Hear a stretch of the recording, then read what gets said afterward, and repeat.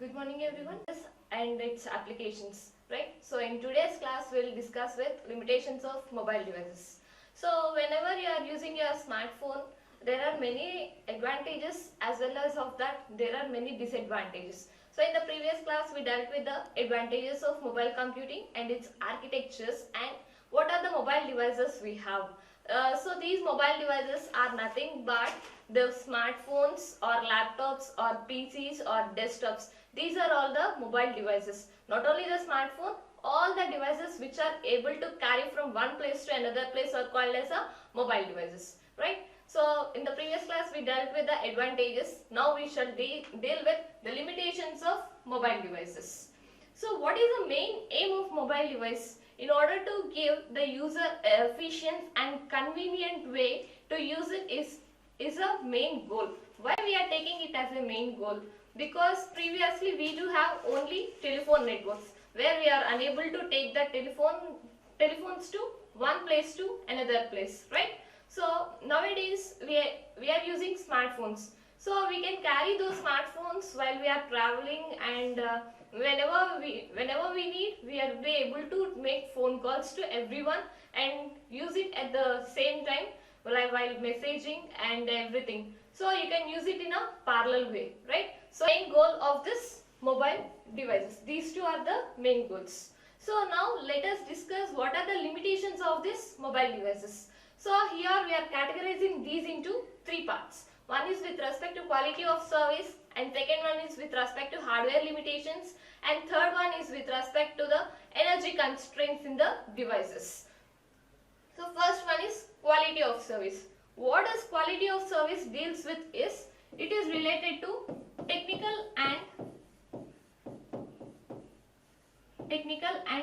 practical specifications. This is related to the quality of service. So what are the technical and practical specifications we need to have is, so while we are talking to some other person, what happens if someone calls us? It will be in a call waiting state, right? And whenever we are moving to remote areas, what happens? One time we will be having a signal, other time we don't have any signal. So these type of situations are related to the quality of services, right? So in this, these are categorized into five things. One is accessibility, range, connectivity, security and mobility. So let us discuss this one by one. So first one is accessibility. So what is meant by accessibility? So accessibility means, so if we are moving from one place to another place, okay. So if we take RFID cards, so one type of cards will be attached to the reader. One type of cards will be detached from the reader. That means they need to be kept in a small distance. So if we take RFID that is contactless smart cards. In RFID, if we take contactless smart cards, what happens? Whenever we keep it, so assume that this is a reader and this is a card. So if we keep it 1 meter away from the reader, will it be able to read the data? Obviously no. If it is less than 6 centimeters, in normal applications, if the card should be less than 6 centimeters, then only it is able to read the content that is present in the card. That means this accessibility range, whatever we have, should be less. That is with respect to accessibility constraint. And second one is range.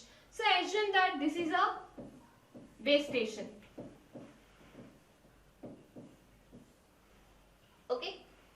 And you are here. And these signals will be passed in this way. Okay. So what happens? So whenever you are moving in the city itself, you will be having high signal strength. Whenever you are moving to remote areas, you will be having less signals when compared to the city. So what happens means, so this base transceiver station will not be able to send the signals to that particular mobile. So this is called as a range. So the range of the base transceiver station signal strength is inversely proportional to square of the distance from the transmitted source. That means if we are near to that we'll be having high signal. If we are away from that, we'll be having less signal. Okay. And third one is connectivity. What happens with the connectivity? Why we are considering this connectivity as a limitation is, so if it is a hot sunny day, so how the signals will be? The signals will be very high. If there is any dynamic change in the environment, so will the signals be very high? Sometimes it may be, or sometimes it may not be, right? So due to the atmospheric conditions and due to the dynamic changes in the environment, there might be connection loss in the signals. Okay. And next one is security. The current problem in the mobile devices is security. Why we are having this security breach?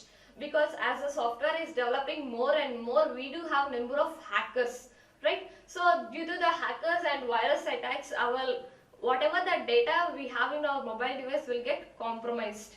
Okay. So whenever the virus comes into the attacks the mobile, what happens? The data might be corrupted, or data might be lost, or data will be completely destroyed from the mobile device itself. Sometimes we'll not be able to record the data. Sometimes we'll be able to record the data.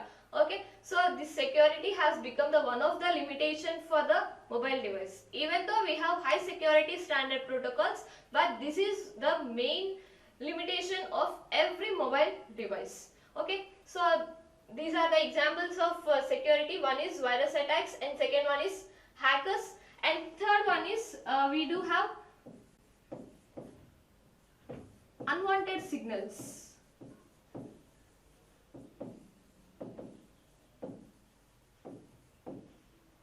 So some might be listening to the calls what we are talking, nothing but a eavesdropping. So that is also one of the security breach. And next one is mobility. So what is meant by mobility? So mobility means moving from one place to another place. So what we think is, we are staying in a city. We have number of towers so that the signal will be very high. So if we are moving to some forest area or like that, there the infrastructure is not present everywhere.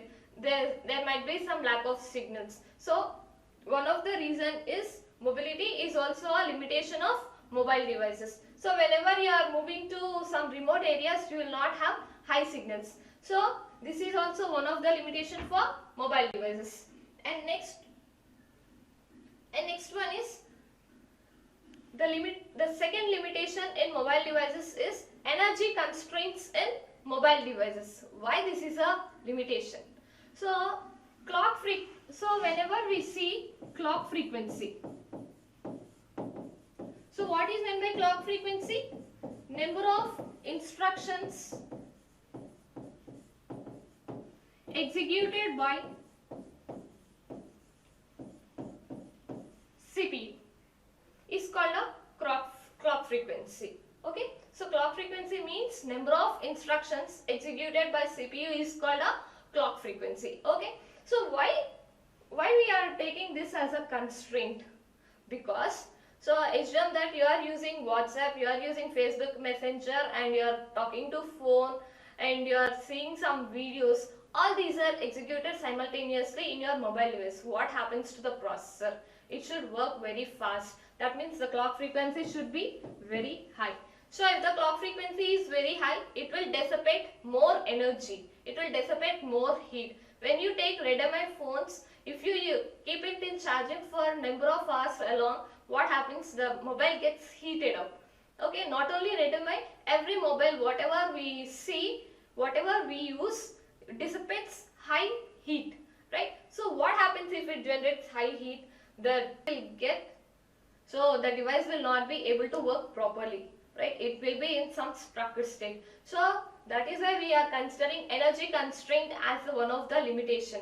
So nowadays, previously we do have a 3000 or a 3000 mAh batteries, but nowadays due to the limited in size and weight, we are extending the capacity to 6000 mAh also.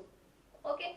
So regarding this, if it dissipates more heat, we need to use the processor that dissipates less energy. Okay, that is, the processors might be ARM processors or Tiger Share process. These are the some of the process that dissipates less energy.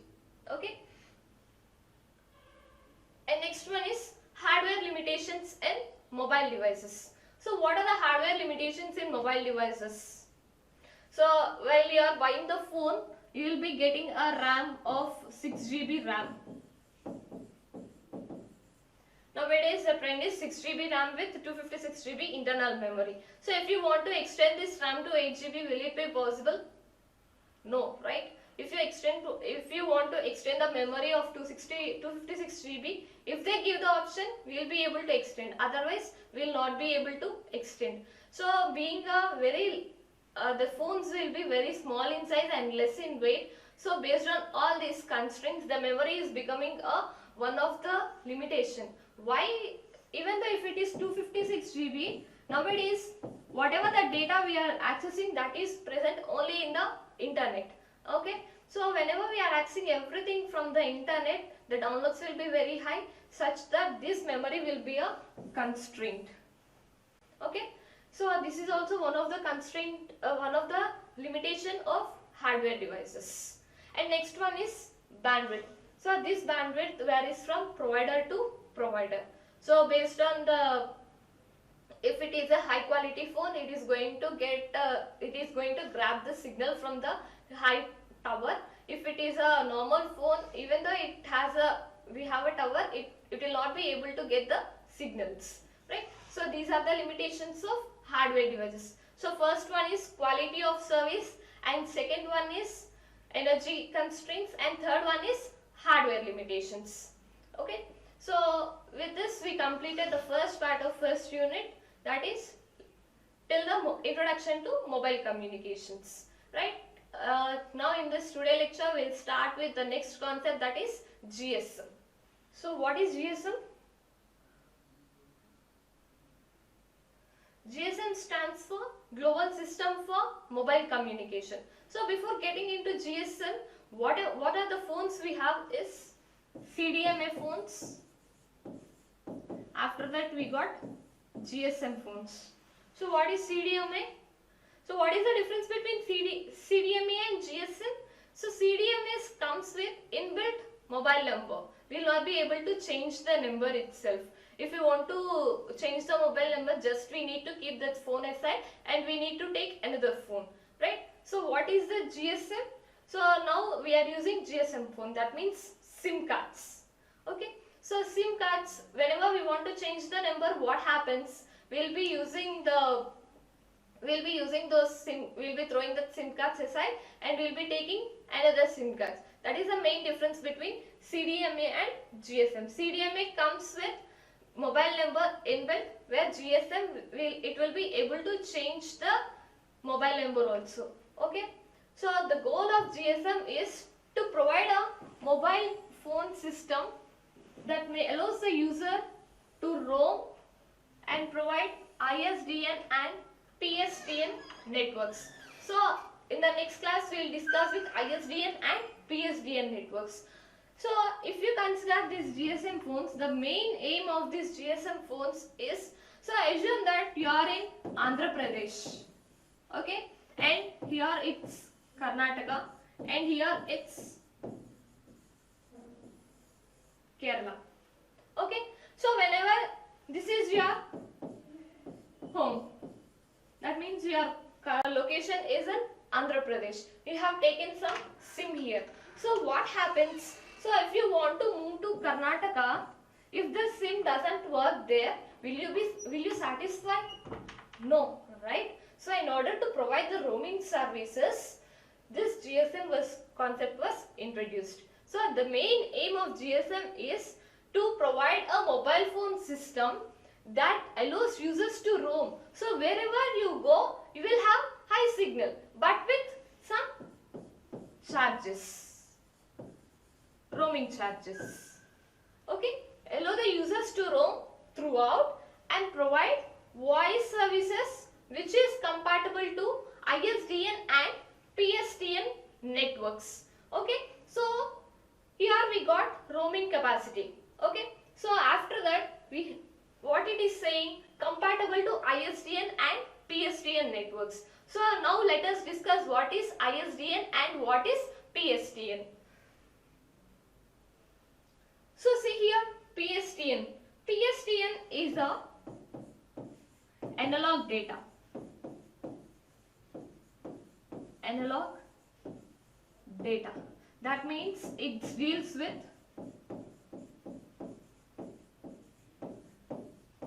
telephones. So previously we do have landline mobiles, right? Nowadays we can call with from a cell to landline, or from a landline to cell, or landline to landline, from cell to cell, in order to provide the services to speak with the users that are using telephones. We are having a network called PSTN networks. Got it? Once again I am repeating this. So in order to communicate with the users who are using telephone services, that is the landline mobiles, who are using the landline mobiles, to communicate with these type of services, we will be using PSTN networks. Understood? Next, then what is ISDN? ISDN stands for Integrated Services Digital Networks. Nowadays, whatever the services we are using, those are digital services. That means you are browsing internet. You will be able to do video call. You will be able to speak on the internet with your friends. So this type of communication is called as the internet, and you will be able to download the data also, right? So integrated services digital networks means you will be able to browse anything on the internet. You will be able to download the data. You will be able to call by using the internet. You will be able to speak on the internet. You will be able to make video calls on the internet. So whatever this sort of communication we have, that is related to the digital, that is a digitalized network. Okay. So whatever I am speaking to you now in this video lecture is a digital content. Why we are saying it as a digital content? That means you will be able to access it in real time. You will be able to access, so whatever the place is, wherever you are, and whatever the situation is, you will be able to access this content. So this is called as a digital content. So whenever you are using this internet, irrespective of the place, if you be able to see the data, that is called as a digital network. So today GSM works with both ISDN as well as that PSTN networks. Okay. So this is a goal of GSM networks. So what is the main goal of GSM?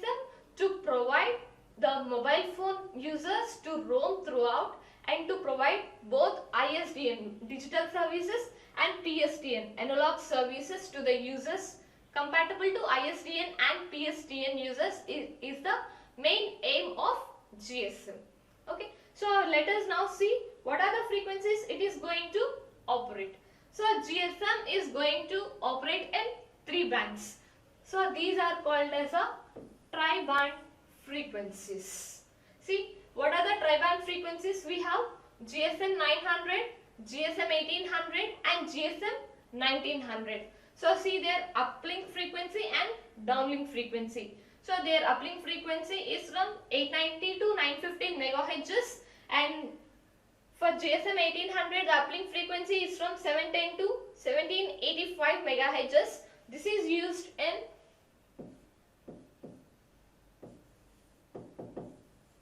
digital cellular communication. So coming to the GSM 1900, this is used in personal communication service. And coming to the downlink frequency, it is operated in 935 to 960 megahertz, 1805 to 1880 megahertz, and 1930 to 1990 megahertz. We'll discuss about these frequencies in the further topics. Okay. So just remember that GSM is going to get operated in 3 frequencies. Those are called as tri-band frequencies. One is GSM 900, second one is GSM 1800, and third one is GSM 1900. So these are the uplink and downlink frequencies.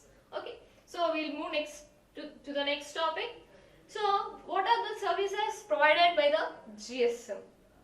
Okay, GSM is going to provide you with three types of services. One is bearer services, second one is tele services, and third one is supplementary services. So bearer services. So if it deals with data transfer, those type of services are called as a bearer services. Next, tele services means, so those are the services that are given to the caller from the provider or to the mobile. These type of services come under the tele services. And what are the services that are provided by the service provider to the caller are called as a supplementary services. So let us discuss this one by one. Coming to bearer services. So bearer services means it deals with the transmission of data. So whatever we are talking, how it is getting communicated in the network. So what's happening with the security? This is going to be dealt in bearer services. So these are categorized into two things. One is transparent services and second one is non-transparent services. In transparent services, if it uses physical layer protocols. So what are the 7 layers in OSI ISO model? So first one is physical application layer, presentation layer, session layer, transport layer, data link layer, network layer and physical layer. So what is the responsibility of this physical layer? So to send the data into the stream, to forward the whatever the data we have, to forward the data into zeros and ones to the receiver is the responsibility of this physical layer. If in transparent services, if it uses the physical layer protocols, this type of services are called as a transparent services. Okay, so in this physical layer there might be a chance of getting the data corrupted. In order to reduce this, we are going to append FEC bits. What are FEC bits? Forward error correction bits. Okay, so I hope you have covered this topic in computer networks. So FEC bits, we are going to find out whether the data is corrupted or not by using the parity bits. Yes or no? If the parity bit is changed, we are going to recognize that data is being corrupted or data is being modified. Okay, and next coming to the transparent services. So non-transparent services, sorry. So non-transparent, to use physical plus data link plus flow control plus error control. It is called as non-transparent services. These are further categorized. We will deal with them later. So in non-transparent services, if it is going to use physical layer, data link layer. So what is the responsibility of data link layer? To convert the data into frames, framing and flow control and error control. So for this flow control and error control, it is going to use some techniques, right? So now let us discuss this one by one. So coming to transparent data transfer. So what is meant by transparent data transfer? So I already said you, if it uses physical layer protocols, is called as a transparent data transfer. So in order to correct and detect errors, it is going to use FEC bits. So what is the concept of FEC? It needs to involve parity bits, right? So if we have data 10111011, so how we are going to calculate the parity? D7, D6, D5, P4, D3, P2 and P1. By taking in this format, we are going to identify these are the parity bits and we need to analyze one by one. So by doing this procedure, we are going to identify whether it is a odd parity or even parity. This entire topic is covered in computer networks itself, so I am not explaining here. So the responsibility of this transparent data transfer is to, if it uses physical layer protocols, and to detect and correct errors. It uses the concept of FEC bits. And next one is non-transparent data transfer. So in this, if it is going to use physical layer, data link layer, flow control and error control, it is called as a non-transparent data transfer.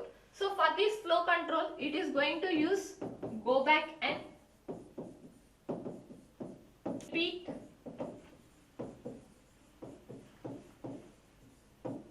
Okay, so these are the some of the mechanisms that are present in flow control. So here it is going to use the concept of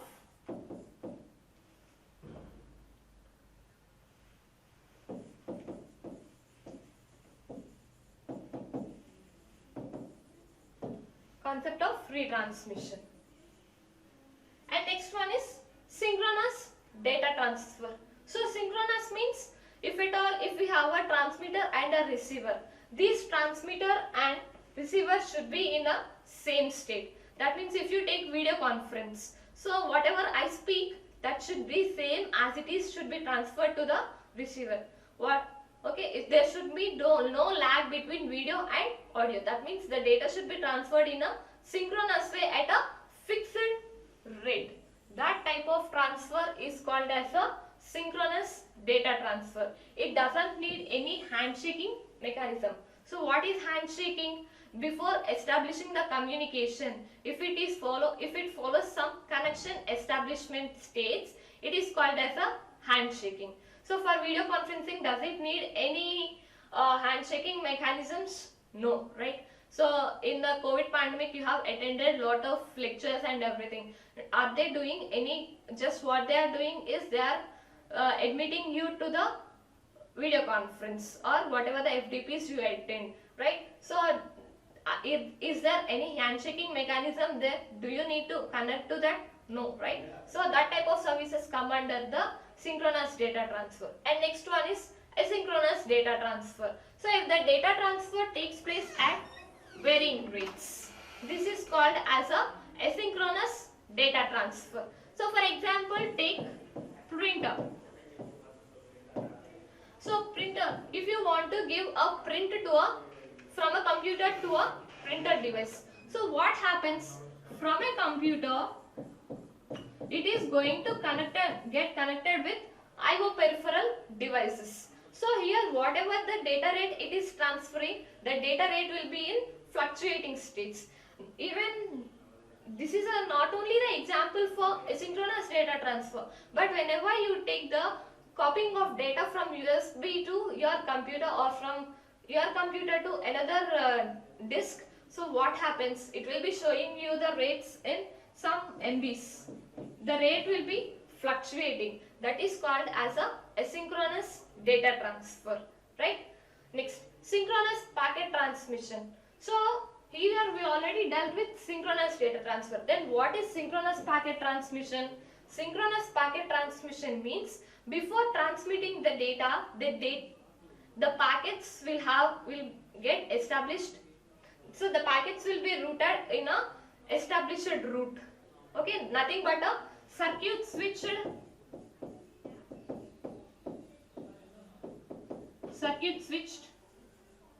networks. So what happens in circuit switched networks? So in circuit switched networks, before transmitting the data, a route is established in between a sender and a receiver. That is called as a circuit switched network. So in synchronous packet transmission, a route is established from transmission to the receiver to the destination. So in this, it is going to follow circuit switched networking, right? So these are the various services. So first one is transparent, non-transparent. In non-transparent, it is having three categories. One is synchronous data transfer, second one is asynchronous data transfer, and third one is synchronous packet transmission, right? And now coming to teleservices. These are the mobile, another name for teleservice is mobile services. So how these are provided by is mobile service network to a caller. So what are the services provided in teleservices is SMS, MMS, multimedia messaging, fax and emergency numbers. So whenever you buy a phone, these are the basic services that comes with along with the mobile. So these SMS have the capability to send 160 characters at a time. For EMS it is going to have a 760 characters, and multimedia messaging means animations or GIFs. For fax, so over a fixed network you are going to send a voice message or you are going to send some documents. And next one is emergency number. In case of dialing to police station or some hospitals, you will have the concept of this emergency numbers, right? Next, coming to supplementary services. So what are supplementary services? These are provided by a service provider to a these are provided from service provider to caller. So those type of services are called as a supplementary services. These vary from network to network. So that means Airtel may provide some services, BSNL may provide some services, Jio may provide some services. So these type of services will be vary from network to network. So some of the example for this are call holding. So what is meant by call holding? So whenever a person's call to you, and if you get another call which is emergency, what you will do? You will keep that person in waiting state. That is called as a call holding. And next one is call forwarding. If your number is not connected to some user, so what happens? Your call will be redirected to another number. That is called as a call forwarding. Multi-party communication calls. So what is multi-party communication calls? Nothing but a group calling. You will be able to merge number of calls. Number of people can be able to connect to a single line. That is called as a multi-party communication calls. With respect to this, what happens whenever we make a call to our friend or to some other person? So initially you will get a beep sound that is given by call provider, service provider. After that, if at all if it gets disconnected, it will give another beep, right? So whenever you get the beep sound, that will be in a connecting state. Whenever you get the ringtone, you will get the caller tune. Okay. So whenever the other person lifts the call, you will be able to speak. So in meanwhile, you will have call holding and call waiting concepts. Whenever a person is in other call, what you will get? You will get call waiting, and sometimes you will be getting unreachable, or you will be getting some status messages like switched off.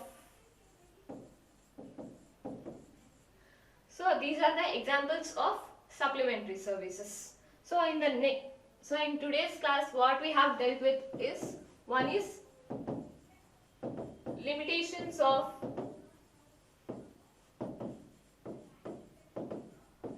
mobile devices. Second one is GSM goal, and third one is GSM services. In this you have transparent. Second one is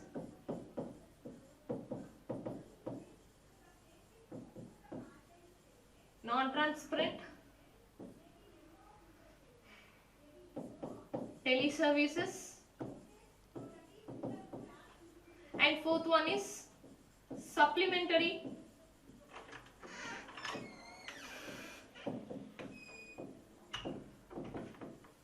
services. Right? Thank you.